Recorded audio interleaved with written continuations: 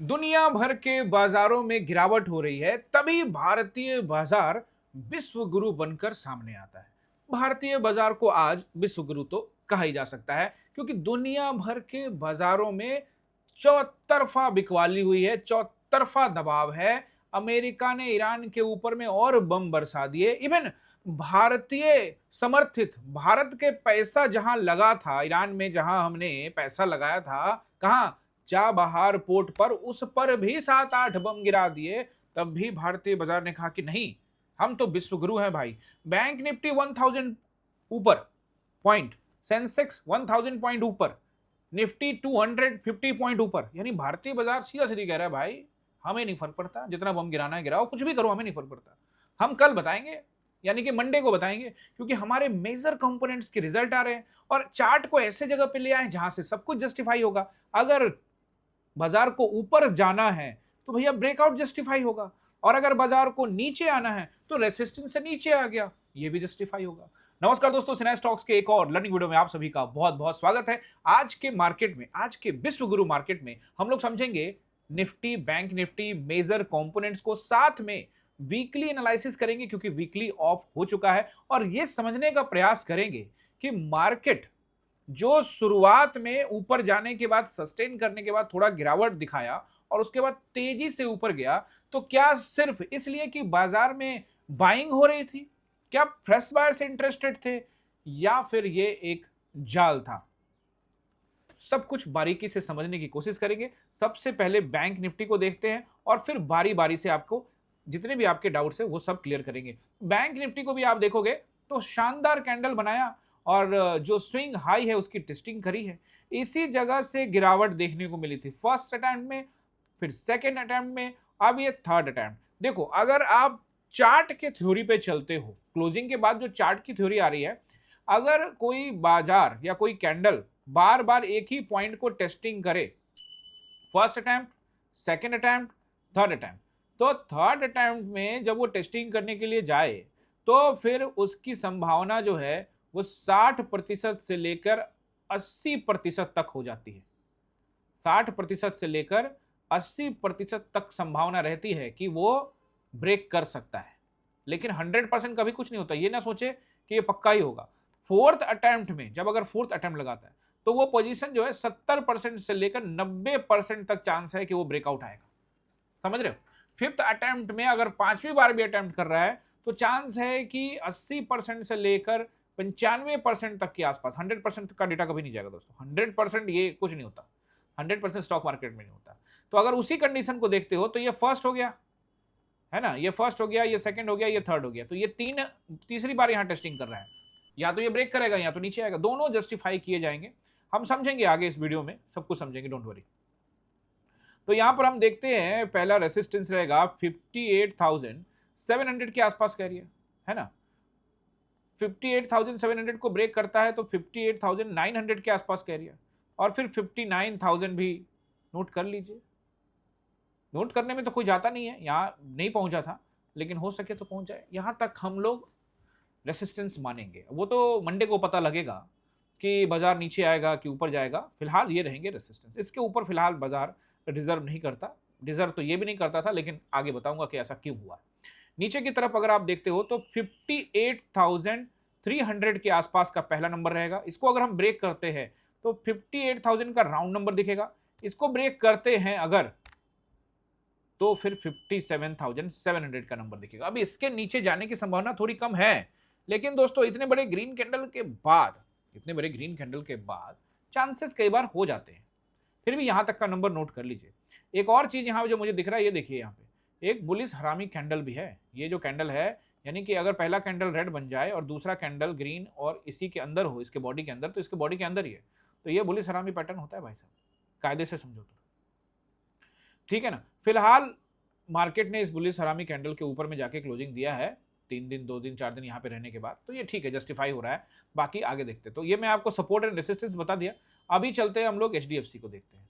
तो आपको यहाँ पर समझ में आएगा कि बैंक निफ्टी तो सरपट भागा। एचडीएफसी को अगर आप देखोगे तो एचडीएफसी यहाँ पर, वहां 819 819 पर आराम फरमा रहा है। मतलब अभी भी ये उस कंडीशन में नहीं है, बस यहीं पर जोन बना रहा है पिछले 5-6 दिन से। क्योंकि जब तक भैया 840 के ऊपर में क्लोजिंग ना दे, इवन ये वाला कैंडल के ऊपर क्लोजिंग ना दे, तब तक तो बायर्स इंटरेस्टेड होने से रहे। या तो नीचे खरीदेंगे बायर्स यहाँ, या तो ब्रेकआउट पे खरीदेंगे। बीच में बायर्स जो है इंटरेस्टेड शायद कम ही होंगे। तो ये इस पर हम अभी भी न्यूट्रल ही रहेंगे। वन ऊपर जाएगा तो भी एक्सेप्टेबल है, नीचे आता है तो भी एक्सेप्टेबल है, दोनों तरफ ये रखेंगे इसको। आईसीआईसीआई बैंक को देखेंगे तो आईसीआईसीआई बैंक ने पिछले जो स्विंग हाई था उसको निकालने का प्रयास किया है और उसके ऊपर क्लोजिंग भी दिया है, यानी कि अपने हाई रेसिस्टेंस एरिया पर, स्विंग हाई रेसिस्टेंस एरिया पर पहुंच चुका है और अपने ऑल टाइम हाई से ज्यादा दूर अब नहीं रह गया है। दोस्तों आपको याद होगा कि जब भी आईसीआईसीआई बैंक नीचे कारोबार कर रहा होता तो मैं आपको अक्सर कह रहा था कि अगर आप इन्वेस्टर हैं या इन्वेस्टमेंट के दृष्टिकोण से अगर आप आईसीआईसीआई बैंक में लॉन्ग टर्म के लिए जुड़ना चाहते हैं, यानी लॉन्ग टर्म में शेयर्स को खरीदना चाहते हैं, तो ये स्टॉक आपको निराश नहीं करेगा। ऐसे सभी स्टॉक्स के बारे में मैंने आपको बताया। जो स्टॉक्स जो है, देखो पैनी स्टॉक छोड़ दो, बाकी पैनी स्टॉक को छोड़ने के बाद आप सभी स्टॉक्स को अपने पोर्टफोलियो का हिस्सा बना सकते हो। लेकिन मैं कोई रिकमेंडेशन नहीं दे रहा हूं, पहले चार्ट को समझना पड़ेगा, बाजार को समझना पड़ेगा, उसके मेजर जो शेयर्स आप लेने वाले उसको समझना पड़ेगा, उसके सारे एनालिसिस करने पड़ेंगे। और हाँ दोस्तों, कभी भी पैसा लगाओ तो किसी से मांग के मत लगाओ, लोन लेके मत लगाओ, बैंक से लोन लेके, दोस्तों से लोन लेके, या किसी से भी रिश्तेदारों से लोन लेके नहीं, ऐसा मत करना। लोन लेकर ना ट्रेडिंग की जाती है ना ही इन्वेस्टमेंट किया जाता है, ठीक है। लोन लेकर बाजार में कभी मत आना, बात समझ रहे हो। एक बिगनर्स को कभी ऐसा नहीं करना चाहिए, नहीं तो आप फंस सकते हो, आपकी मानसिक स्थिति और खराब होती जाएगी अगर मार्केट आपको कुछ दिन के लिए नीचे लेकर आ गया। समझने की कोशिश करो दोस्तों, समझ रहे हो ना, लोन का पैसा यूज नहीं करना है। ओके, रिलायंस को अगर देखते हैं तो रिलायंस ने आज बहुत दिनों के बाद, देख रहे हो, ये 1 2 3 बार रिजेक्शन लेने के बाद एकदम से ब्रेकआउट मारने की कोशिश की है। लेकिन दोस्तों बहुत अच्छा कैंडल है, इसमें कोई दो राय नहीं है। और इस कैंडल में कितना पावर है ये आपको एक्सपायरी तक पता लग जाएगा, निफ्टी की एक्सपायरी तक, ठीक है। मैं समझता हूं कि जब तक 1360 के ऊपर कारोबार ना करे तब तक आप ज्यादा विश्वास करने की जरूरत नहीं है कि ये ऊपर जाएगा। लेकिन एज एन इन्वेस्टर बहुत सुनहरा मौका है, नीचे से ही कह रहा हूं कि मौका ही मौका है, लपेटते रहो। अब चलिए हम लोग आ जाते हैं, आईटी कंपनियां तो आज टीसीएस और इन्फोसिस ने अच्छा किया है। हाँ, इस पर बात ये करना है कि अगर आप देखोगे कैंडल रेड है, लेकिन फिर भी ये 13-14 रुपये ऊपर बंद हुआ है, इसको छोड़ो और आ जाओ टीसीएस में। टीसीएस में देखो ग्रीन कैंडल बना है और एक अच्छे बढ़त के साथ, 3% के बढ़त के साथ। इससे पहले ये जो कैंडल बना था उसके बाद बाजार नीचे आया था, तो बैक टू बैक 2-3 कैंडल बनने अरसा हो जाता है यहाँ पे। हालांकि यहाँ भी बना था 2-3 कैंडल, उसके बाद लपेट लिया गया था, यानी कि अभी भी इस पर ज्यादा भरोसा नहीं किया जा सकता, ये ट्रैप हो सकता है, पिछला ब्रेकआउट देगा तब। अदरवाइज आईटी कंपनियों को लेकर मेरा क्या सोच है, पहले भी आपको TCS, Infosys, Wipro, Tech Mahindra, HCL Tech, इन सब को लेकर, कोफोर्ज, इन सब को लेकर मैंने आपको अपनी राय पहले भी दे रखी है कि इन सब कंपनियों में निचले स्तरों पर खरीदारी की जा सकती है, घबराने की कोई आवश्यकता नहीं है, बस बाइंग फार्मूला का इस्तेमाल करना पड़ेगा। और बाइंग फार्मूला क्या है उसका वीडियो ऑलरेडी हमारे चैनल पे सर्च करोगे मिल जाएगा। वीकली एनालिसिस भी करेंगे, लेकिन उससे पहले चलते हैं हम लोग निफ्टी में, और निफ्टी को थोड़ा सा खंगालने की कोशिश करते हैं। कैसे खंगालें? 5 मिनट के टाइम फ्रेम पे भी खंगालें। तो एक काम करते हैं, आ जाते हैं 5 मिनट के टाइम फ्रेम में। 5 मिनट का टाइम फ्रेम, 5 मिनट के टाइम फ्रेम में आखिरकार निफ्टी में हुआ क्या? देखो, सबसे पहले gap up, green green green, यहां तक चलते चले गए। ये यहां पर मैं आपको अपनी एंट्री भी समझा देता हूं। ये यहां पर मैंने अपनी एंट्री करी, यहां तक वेट किया और यहां पर हमने अपनी एंट्री करी, ये वाला यहां पे, इस जोन पे मेरी एंट्री हुई। एंट्री लॉट कम रखा था मैंने, मुझे आइडिया पूरी तरह से लगा हुआ था कि मार्केट चाहे तो 280 300 की टेस्टिंग करे, 327 के ऊपर में क्लोजिंग देगा, तब जाके मैं अपने पोजीशन को काटूंगा। सीधा सीधी मैं आपको बता दूं, मेरा स्टॉप लॉस दूर रहता है। और उसके बाद यहां से मार्केट यहां गया, फिर हमने अपना लॉट कुछ बढ़ाया, उसके बाद फिर से नीचे आया, कुछ प्रॉफिट दिखा लेकिन बुक नहीं किया। उसके बाद फिर से ऊपर गया तो यहाँ लॉट बढ़ाया, कुछ लॉट बढ़ाया यहाँ पे, ठीक है ना। लॉट बढ़ाने के बाद जब ये कैंडल्स आए तो यहाँ पर एक अच्छा प्रॉफिट दिखा। एवरेज करने के बाद लगभग 22 रुपए से लेकर 20 रुपए से, मान लो 20 रुपए से लेकर 25 रुपए के बीच में एक प्रॉफिट दिखा। बट हमने वो नहीं लिया, क्योंकि हम प्रॉफिट बड़ा लेने की आदत है, तो नहीं लिया। और नहीं लेने के बाद मार्केट ने कहा कि अच्छा ठीक है, अभी बताता हूँ। और उसके बाद एकदम से बूम बूम बूम। दोस्तों ये जो कैंडल, भाई इस कैंडल पर अगर आप मार्केट में होंगे, वो भी पुट साइड जिससे मैं था, तो बैंड बज गया होगा। आखिर में समझ नहीं आ रहा क्या होगा। देखो दोस्तों, सिंपल सी बात है, जब मैं ट्रेड में होता हूं तो बिल्कुल काम डाउन होता हूं, मेरे ऊपर वो पीएनएल का कोई असर नहीं होता। ज्यादातर टाइम मैं उसको देखता ही नहीं हूं, बस चार्ट देखता रहता हूं। हालांकि जब ये कैंडल बन रहा था तो मैंने पीएनएल को देखा था, बढ़िया नुकसान दिख रहा था। और आप समझ ही सकते हैं कि 243 में मैंने बाइंग किया था, 243 में एवरेज करके मेरा 243 का चल रहा था। 24,400 का पुट है ना, 24,400 का पुट, 243 का एवरेज था मेरा। और अप्रोक्सीमेटली ये यहाँ पर आते आते लगभग 150 का हो गया था, यानी 100 रुपये लगभग डीके हो गया था। ठीक है ना। और धीरे धीरे होता है ना तो अलग मैटर, एक बार सीधे बूम बूम बूम, और उसके बाद आपको पता नहीं कि और आगे क्या होने वाला है। लेकिन दोस्तों, मैं कोई भी पैनिक नहीं किया, क्लास में भी सबको बोला पैनिक मत करो। और जैसे ही भाई साहब ये पूरा का पूरा नीचे आया और यहाँ तक आया, तब तक यहाँ यहाँ आते आते जो लॉस दिख रहा था वो आधा रह गया था। यानी थोड़ी हिम्मत आ गई, चलो भैया लॉस थोड़ा आधा दिख रहा है, बट कोई पैनिक नहीं कि ऊपर चला जाएगा नीचे जाएगा। और फिर यहाँ पर हमने क्या किया, 180 के आसपास का ऐसे लगा दिया सिस्टम। मैंने कहा कि अब तो काट नहीं ना, 3 बजने वाले हैं। 180 का सिस्टम में ऐसे लगाया, वो हिट हो गया, हम निकल आए बाहर, दैट्स इट। मतलब क्या हुआ कि हमने यहाँ पर 63 रुपीज का एक एसएल बुक कर लिया। कोई दिक्कत नहीं है, एसएल बुक करने में कोई दिक्कत नहीं है दोस्तों। यहाँ 63 रुपीज का एसएल बुक कर लिया, और लॉट भी कम ही रखा था, ज्यादा नहीं रखा था। और जब इस दिन ये गिरा था, इस दिन ये गिरा था, तो लॉट बढ़ा दिया था। अब बुक किया 250 पॉइंट, 200 पॉइंट। ये जिस दिन गिरा था उस दिन में 250 पॉइंट बुक किया। दोस्तों यही तो गेम है जो आपको समझना पड़ेगा। अब रही बात कि इसको जस्टिफाई कैसे करोगे, ये जो मैंने आपको समझाना है कि इसको जस्टिफाई, पोजीशन तो आपको बता ही दिया मैंने। भाई जब यहाँ पर आया था ना तो प्रॉफिट दिख रहा था 20-25 रुपए का, लेकिन लिया नहीं हमने।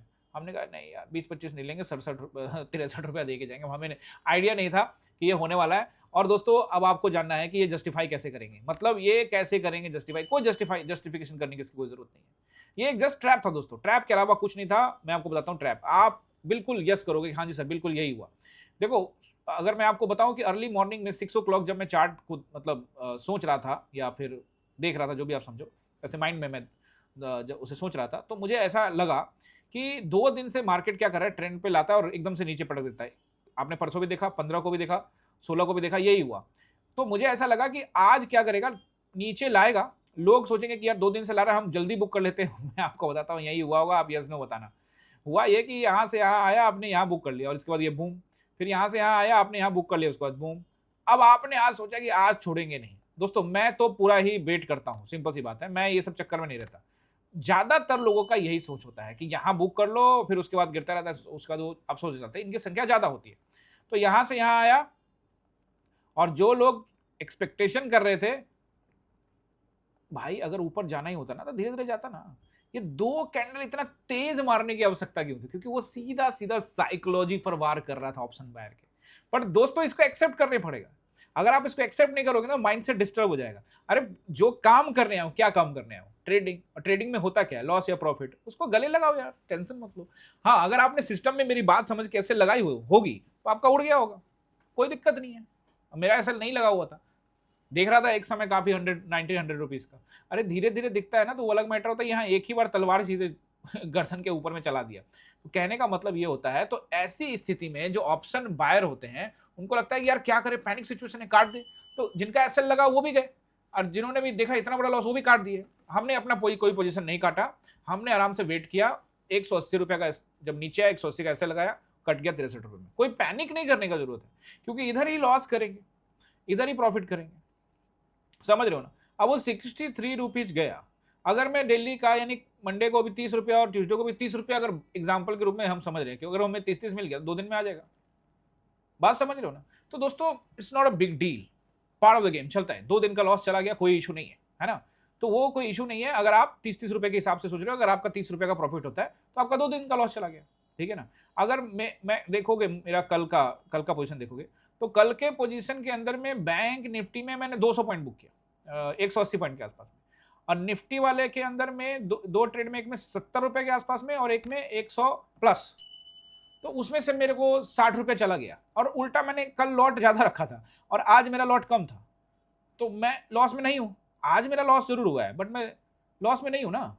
गेम वही है, बात को समझना पड़ेगा। अब मैं ये सोचूं अरे यार मेरा बहुत बड़ा लॉस हो गया, मैं क्या करूं, ये वगैरह वगैरह।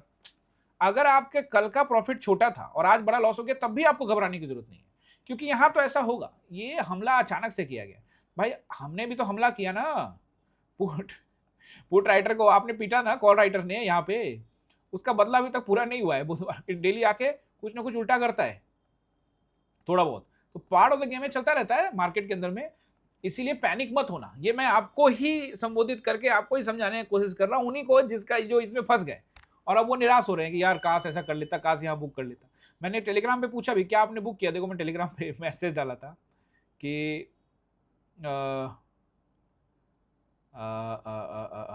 हाँ देखो मैटर आपको समझ में आएगा।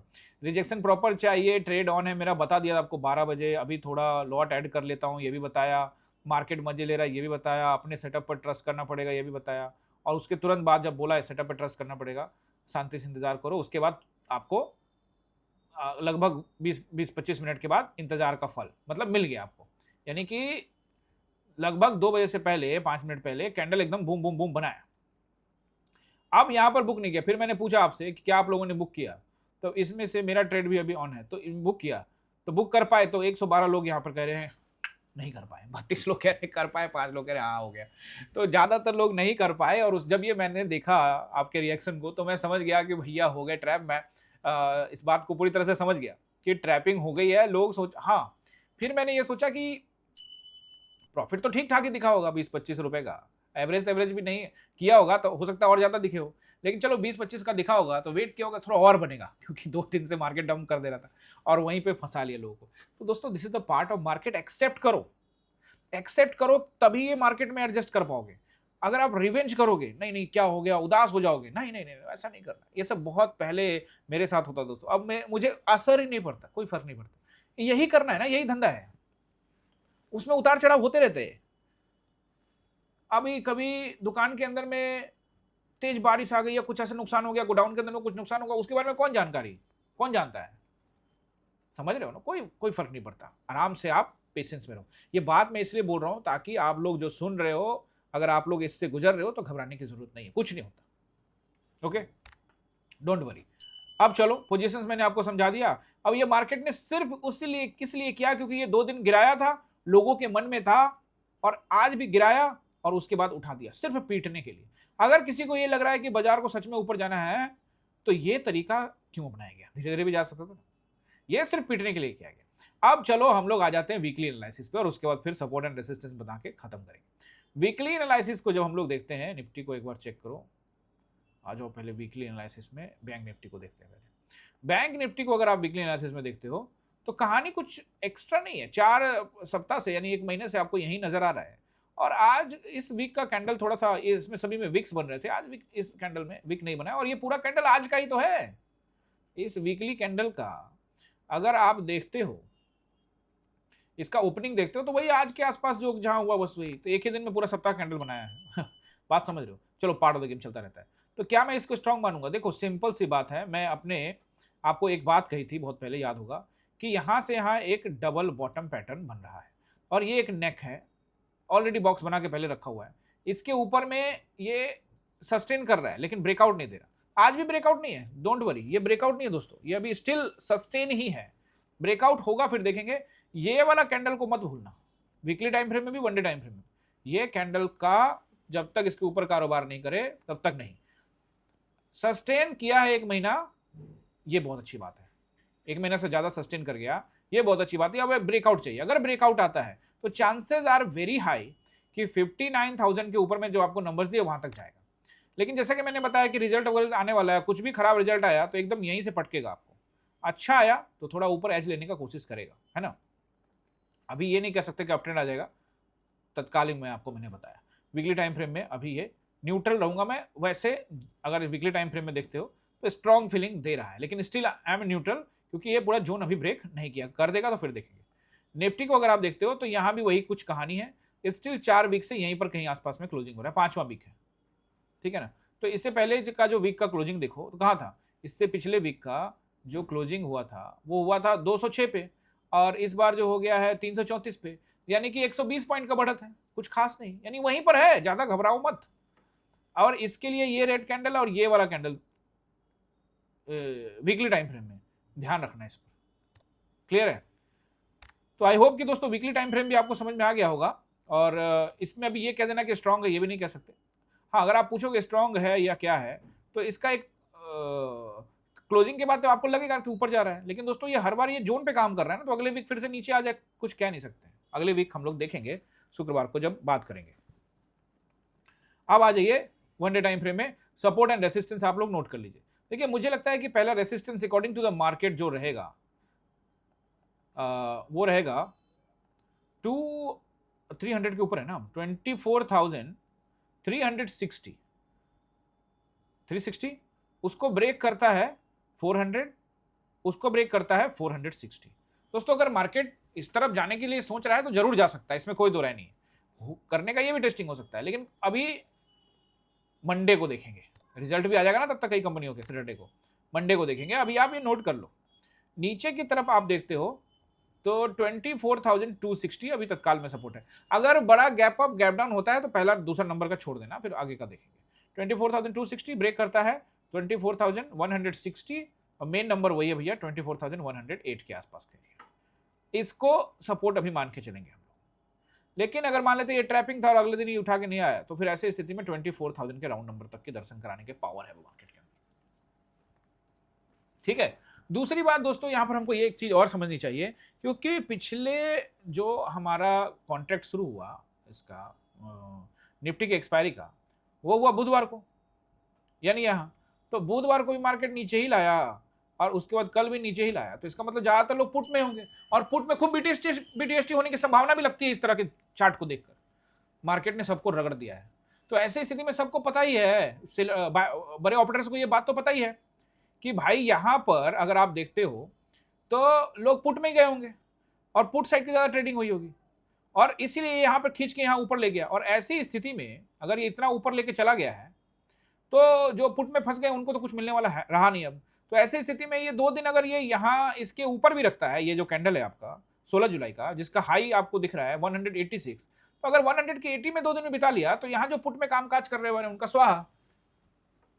हाँ, अगर एक डंप करता है तो ऊपर से जो लोग एवरेज करेंगे तो करेंगे, अदरवाइज मैं तो बीटीएसटी करता नहीं। मैं आज के आज अपनी पोजीशन को काटने विश्वास रखता हूं, मुझे नहीं पता कल क्या होगा, नहीं होगा, ये होगा वो होगा, कल खुल जाए 300 पॉइंट 400 पॉइंट नीचे, मुझे नहीं फर्क पड़ता, ये मैं नहीं पछताऊंगा, मैं इसका कोई अफसोस नहीं रखूंगा, मुझे इस रिग्रेट नहीं करना है। रिग्रेट आपको अगले दिन परेशान करती है कि यार छोड़ दे तो अच्छा होता, फिर क्या करोगे आप, अगली बार छोड़ दोगे और फिर उसके बाद पछताओगे। बीटीएसटी सिर्फ जुआ है दोस्तों, बीटीएसटी का मैंने पहले भी रूल बता दिया कैसे किया जाता है, ठीक है ना। तो ये आपको मैंने यहां पर बता दिया आपको रेसिस्टेंस, और सपोर्ट की तरफ देखते हो तो 24,260 बता तो दिया, सब कुछ बता दिया, 24,000 तक का नंबर दे दिया आपको।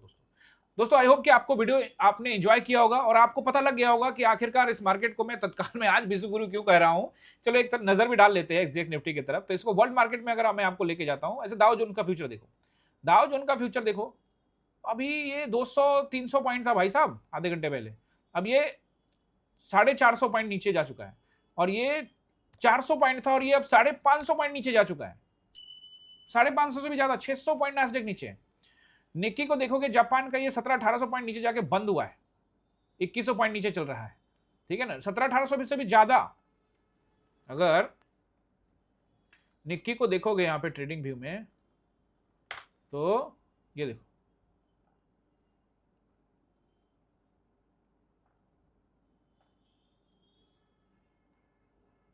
$2694 पॉइंट नीचे जाके बंद हुआ है भाई साहब।